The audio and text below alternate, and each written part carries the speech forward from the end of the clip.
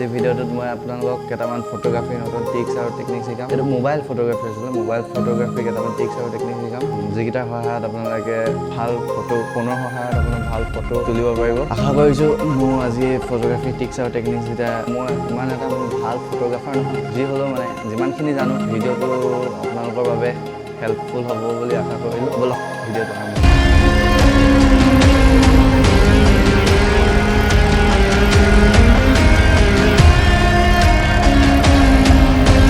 আজিৰ ভিডিঅ'টোৰ প্ৰথম টিপছ হৈছে হেভিং লাইন ইউজ কৰি যিকোনো এটা অবজেক্ট আপোনালোকে সমানকৈ তুলিবলৈ বা থকা খুন্দাকৈ যিকোনো এটা আপোনালোকে ক'ৰবাত পটককৈ কিবা এটা ভাল বস্তু এটা দেখি গ'ল বা চিনেৰি এটা দেখি গ'ল, কিবা এটা অবজেক্ট এটা বা আপোনাৰ লগৰে কাৰোবাৰ ফটোখন তুলিব লাগে, মানে পটককৈ জাষ্ট এনেকৈ অন কৰি হেভিং লাইনছটো সহায়ত আপোনালোকে গ্ৰাউণ্ডৰ লগত মানুহটো লাইনটো মিলাই মেলি হেভিং লাইনছৰ আৰু বহুতো ইউজেছ আছে, বহুতো ভাল ভাল তাৰ কেইটামান এক্সাম্পল মই আপোনাক দেখাই দিছোঁ।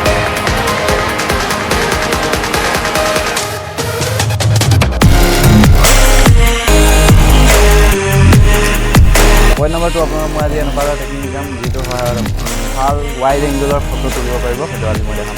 ব'লক।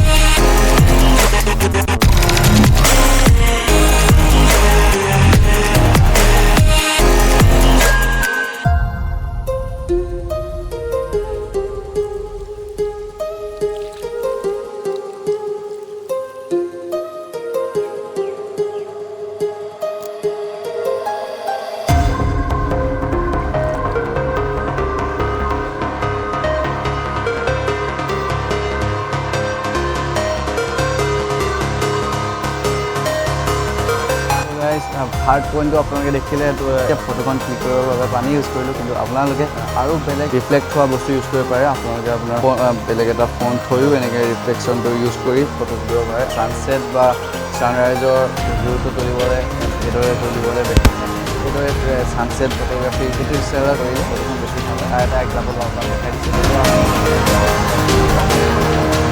আৰু বহুতো ভাল হৈছে। আজিলৈ ভিডিঅ'টো ইমানতে শেষ কৰিছোঁ আৰু আশা কৰিছোঁ ভিডিঅ'টো বহুত ছুটি হ'ল, সেইটো গম পাইছোঁ। আৰু কিন্তু আমাৰ হাতত আৰু কণ্টেণ্ট নাছিলে, এতছে বেছি আৰু কণ্টেণ্ট নাছিলে, ভালকৈ বনাব নাজানা থাকে ভিডিঅ'টো, কাৰণ সেইটো মোৰ ফাৰ্ষ্ট টিউটৰিয়েল ভিডিঅ' হয়। আগলৈ আৰু ভাল হ'ব বুলি আশা কৰিছোঁ আৰু keep supporting, keep loving, thank U.